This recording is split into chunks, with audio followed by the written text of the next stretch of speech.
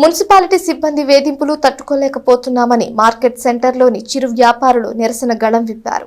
Municipal కార్యాలయం ఎదుట తమ నిరసన తెలియజేశారు. తరచూ వేధిస్తూ ఉంటే తాము ఎలా వ్యాపారాలు చేసుకోవాలని, కుటుంబాలను ఎలా పోషించుకోవాలని నిలదీశారు. తెనాలిలో మున్సిపల్ మార్కెట్ సెంటర్ ఎందరో చిరు వ్యాపారులకు నిలయం. రద్దీగా ఉండే ఆ ప్రాంతంలో పళ్లు విక్రయించుకుంటూ ఎంతో కొంత సంపాదనతో కుటుంబాలను పోషించుకుంటూ ఉంటారు. చిన్నపిల్లల నుంచి వృద్ధుల వరకు ఇక్కడ వ్యాపారాలు చేసేవారున్నారు. వీరిలో 50 నుంచి 60 ఏళ్లుగా వ్యాపారాలు చేస్తున్నవారు ఉన్నారు.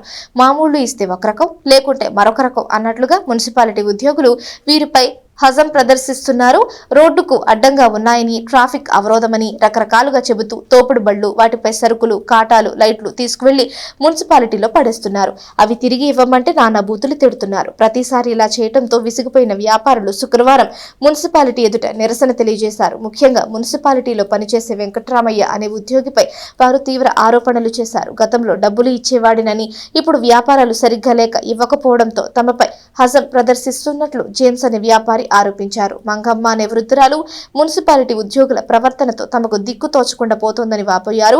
అధికారులు తమకు న్యాయం చేయాలని కోరారు. నా పేరు జేమ్స్ అన్న. మేము పళ్ళ వ్యాపారం చేస్తూ ఉంటాం తెనాలి పట్టణంలో. రోడ్డు పక్కన చిన్న చిన్న తోపుడు బళ్ళు పెట్టుకొని రోడ్డు పక్కన బతుకుతూ ఉంటాం. మా మీద మున్సిపాలిటీలో వెంకటరామయ్య అనే వ్యక్తి దౌర్జన్య అరాయించుకోలేకపోతున్నాం. బాగా మా మీద దౌర్జన్యం చేస్తున్నాడు.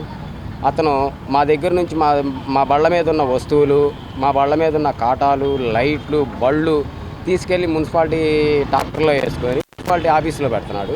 మరుసటి రోజు మేము వెళ్ళి అడిగితే ఆ వస్తువు మాకు రిపీట్ ఇవ్వట్లేదు. ఇవ్వకపోగా మేమేమంటామంటే మా వస్తువు తీసుకెళ్లేటప్పుడు మాకు ఇవ్వండి, దానికి మేము ఏదో తప్పు చేసాం కాబట్టి ఆ తప్పుకు పెనాల్టీ వేసి మా వస్తువు మాకు రిపీట్ ఇచ్చేయండి అని చెప్పి అడుగుతున్నాము.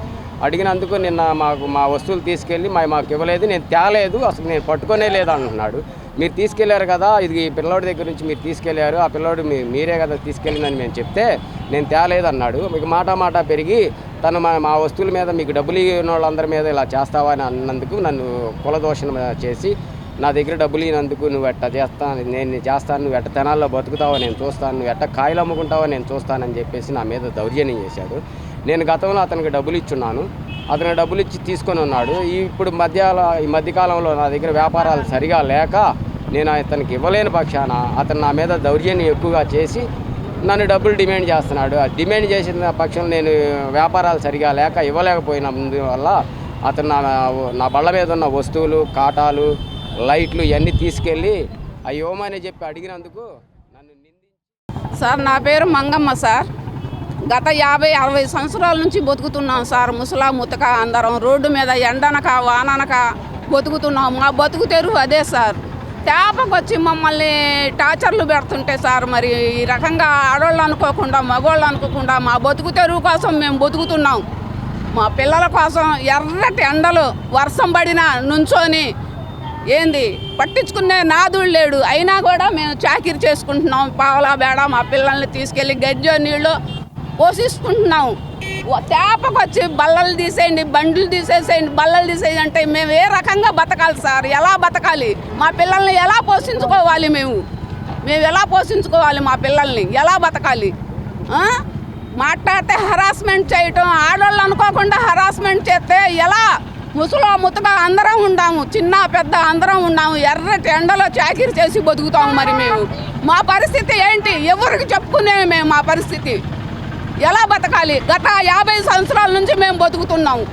మరి ముసలోళ్ళం అయిపోయాము. మరి బల్లలు పెట్టుకొని ఏ రకంగా అమ్ముకుంటున్నాం చాకిరి చేసుకొని. ఎండలో ఏ దొంగతనాలు చేయటం లేదుగా మేము, ఏ దోపిళ్ళు చేయటం లేదుగా మేము, చాకిరి చేసుకుంటున్నాం మేము.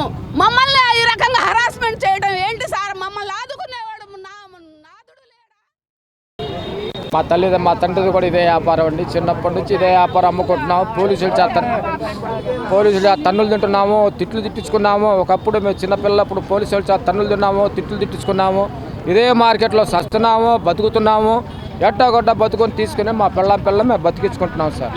ఇక్కడ ఏం జరుగుతుందంటే గాంధీ బొమ్మ దగ్గర, ఈ ఎన్టీఆర్ బొమ్మ దగ్గర కానీ పక్కన కదని రోడ్డు మీదకి వస్తున్నారు మీరు అని చెప్పేసి ఊరుకోరుకుని వచ్చి మమ్మల్ని బెదిరించి మా బళ్ళు తీసుకెళ్ళి ఆఫీసులో పెట్టించి, అతను కాకుండా అతని అనుచర్యులు టాటర్లో ఒక 4 కుర్రోళ్ళని తీసుకొని వచ్చి ఒక రౌడీజంగా చేసి ఒక రౌడీలాగా చేస్తున్నాడు. ఎవరు పంపించారంటే మమ్మల్ని పైన నుంచి పెద్దవాళ్ళు పంపించారు, పెద్ద ఆఫీసర్లు పంపించారు. మీరు అడ్డం బళ్ళు తీసేయండి, ఇక్కడ ఉండటానికి వీలు లేదు అని పెద్దవాళ్ళు పంపించారు అని మాకు ఆ మాట చెబుతున్నారు. అదేంటంటే వాళ్ళ కలవమని వాళ్ళు మా ఒళ్ళు తీపించినప్పుడు మేము వాళ్ళు వెళ్ళి ఇంకేం కలిసి మేము ఇచ్చేసి ఏ సమాధానం అడుగుతాం మేము?